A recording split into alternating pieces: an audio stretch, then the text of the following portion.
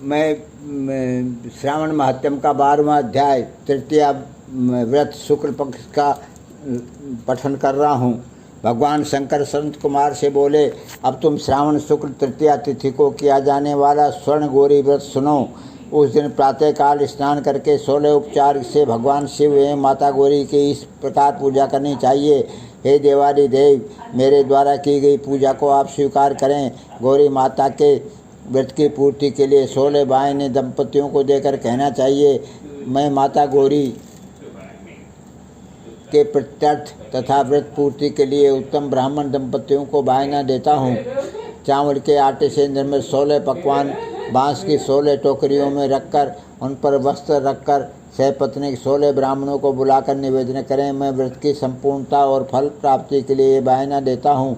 अलंकार आदि से संपन्न प्रतिव्रत धर्मयुक्त भोजन सुवासिनी, इसे आप स्वीकार करें। इस प्रकार 16, 8, 4 या 1 वर्ष व्रत करके उद्यापन करना चाहिए। पूजा की समाप्ति पर कथा श्रवण कर व्यास जी का पूजन करना चाहिए।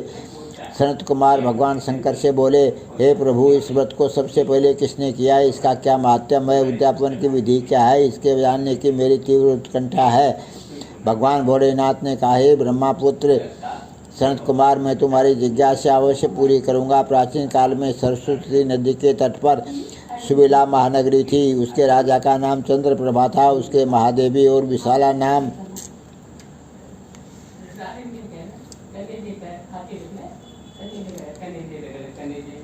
की 2 रूप और लावण्य युक्त पत्नियां थी। राजा चंद्रप्रभा महादेवी रानी को अधिक प्यार करता था। राजा उस पर अपनी जान छिड़कता था। एक दिन राजा शिकार खेलने के लिए वन में गया। वहाँ उसने शार्दुल, सिंह, 12 अरना, भैंसे, हाथी आदि का शिकार किया। अब राजा को प्यास व्याकुल करने लगी। तब राजा वन में पानी के लिए इधर उधर घूमने लगा। घूमते हुए वह एक तालाब पर पहुंचा। उसने तालाब के जल से अपनी प्यास बुझाई। पानी पीने के बाद राजा ने इधर उधर देखा तो उसने देखा कि तालाब के किनारे कुछ अप्सराएं गौरी की पूजा कर रही हैं।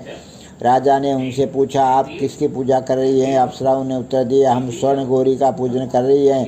राजा ने फिर पूछा, देवियों, इस व्रत को करने की विधि है, व्रत का क्या फल मिलता है, बताने की कृपा करें।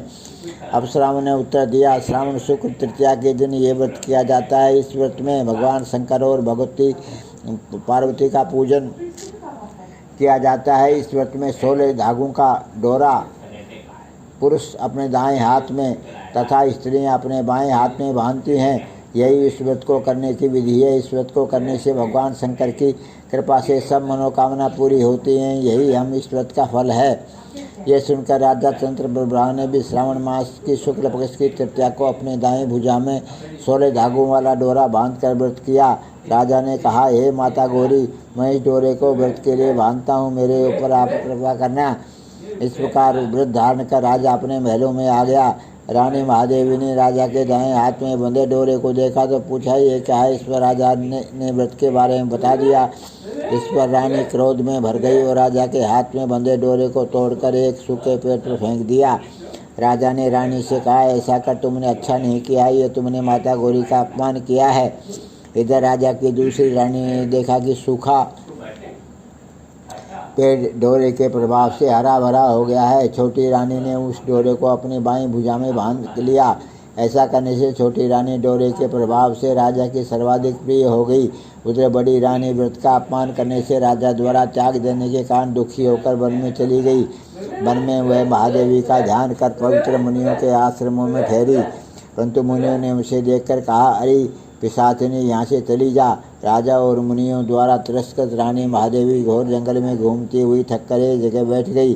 वह गौरी का स्मरण कर पश्चाताप के आंसू बहाने लगी। रानी को दुखी देखकर देवी को उस पर दया आई और उसने दर्शन दिए। रानी ने देवी को दंडवत प्रणाम किया और उनकी स्तुति करने लगी। हे देवी, आपकी जय हो, आपको बारंबार नमस्कार है। हे भक्त वरप्रद, आपकी जय हो। हे मंगल रूपे, आपकी जय हो। इस प्रकार भक्ति के द्वारा देवी से वर प्राप्त करके बड़ी रानी ने गौरी अर्चन करके व्रत किया।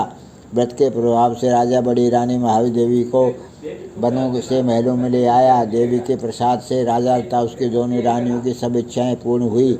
दोनों रानियां सहित राजा संपूर्ण राज्य का उपभोग कर समृद्धिशाली हो गया। अंत में राजा व दोनों रानियां देह त्याग कर शिवलोक चली गई। शिवजी बोले, हे तात, जो शोभना पार्वती का व्रत करता है वह मेरा तथा पार्वती का अत्यंत प्रिय प्राणी हो जाता है। इस लोक में सुख सुविधा भोग कर और अपने शत्रुओं पर विजय प्राप्त करके अंत में मेरे लोक को चला जाता है। अब मैं तुम्हें इस व्रत की उद्यापन विधि बताता हूँ। शुभ तिथि, शुभ वार, चंद्र बल, तारा बल हो जाने पर मंडप में अष्टदल कमल के ऊपर धान्य, उससे ऊपर घट स्थापित करना चाहिए। उस घट पर 16 पल का बना तांबे का पूर्ण पात्र रखना चाहिए। उस पूर्ण पात्र में तिल भरकर उसके ऊपर पार्वती भगवान शंकर की प्रतिमा रखनी चाहिए। उसके ऊपर 2 श्वेत कपड़े और श्वेत रंग का यज्ञोपवीत रखा जाता है। ये विधि पूर्वक वेद मंत्रों से पूजन कराकर रात में जागरण करना चाहिए। अगले दिन प्रातःकाल पूजन करके हवन करें। पहले गृह होम फिर आधान होम करना चाहिए। जौ मिश्रित तिल को घी में मिलाकर 1000 या 100 प्रधान आहुतियाँ देनी चाहिए। इसके बाद वस्त्र, अलंकार, धेनु आदि से आचार्य की पूजा करनी चाहिए।